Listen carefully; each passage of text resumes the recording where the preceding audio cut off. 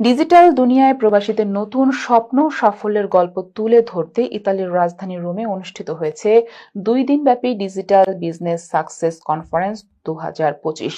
Europe জুড়ে প্রবাসী উদ্যোক্তাদের অংশগ্রহণে গ্লোবাল বিজনেসে সাফল্যের অভিজ্ঞতা, প্রেরণা আর ভবিষ্যতের দিক নির্দেশনা সবকিছু নিয়ে জমে উঠেছিল এই আয়োজন। ইতালির রোম থেকে সহকর্মী লিটন চৌধুরীর রিপোর্ট।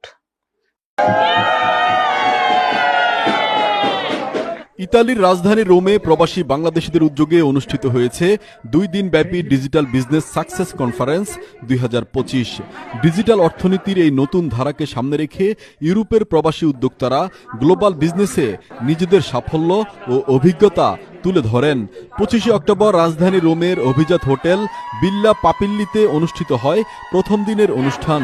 বিশ্বের বিভিন্ন দেশের সফল ডিজিটাল উদ্যোক্তা ও ব্যবসায়ীদের অংশগ্রহণে বক্তারা বলেন, ডিজিটাল বিজনেস এখন শুধু একটি কাজ নয়, এটি বিশ্ব অর্থনীতির দ্রুত পরিবর্তনশীল বাস্তবতা।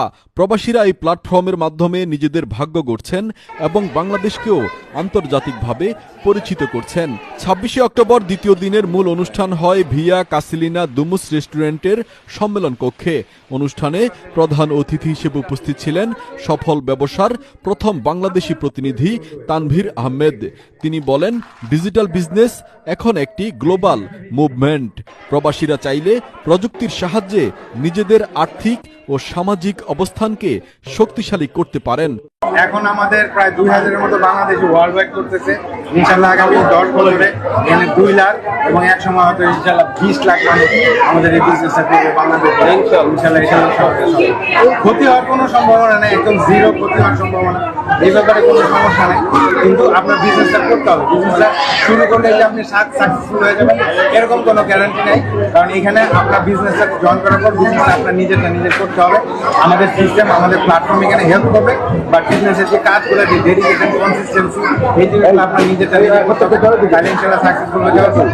অনুষ্ঠানটি পরিচালনা ও সার্বিক তত্ত্বাবধানে ছিলেন রোমের সফল নারী উদ্যোক্তা ফারিয়া আখি।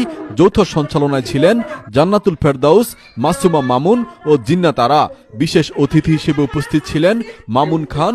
পাশাপাশি ছিলেন নারী উদ্যোক্তা তানজিলা হোসাইন ও রিনা খোকন সহ কয়েকশো সফল প্রবাসী নারী পুরুষ।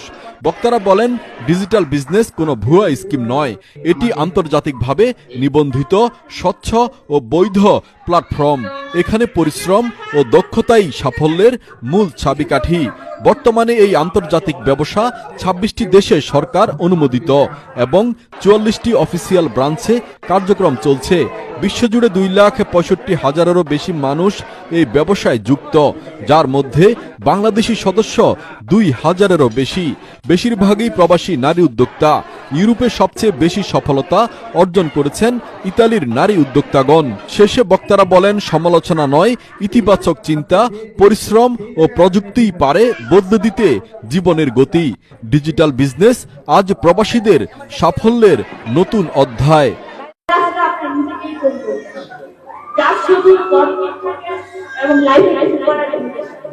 একটা কথাই বলবো যে আপনি যদি একজন মানুষ হয়ে আমার আইডেন্টি তৈরি করতে চাই, স্বাবলম্বী হতে চাই এবং নিজের একটা সুপ্রতিষ্ঠিত পরিচয় তৈরি করতে চাই সামাজিকভাবে, তাহলে এই বিজনেসটা অবশ্যই আমাদের নারীদের জন্য। যারা ইন্টারেস্টেড, যারা আসলে নিজেদেরকে সাকসেস করতে চান, নিজের পায়ে দাঁড়াতে চান, তারা সবাই এই বিজনেস দেখতে পারেন, বুঝতে পারেন। এখানে আমাদের আসলে সবকিছু জানার এবং বোঝার সুযোগ আছে। আমি কিছু একটা খুঁজছিলাম, যার কারণে আমি এই বিজনেসটা যখন আমি পাই তখন আমার কাছে মনে হচ্ছে আমার জন্য পুরোপুরি সুইটেবল একটা জিনিস। ইতালি থেকে লিটন চৌধুরী, NTV, ইউরোপ।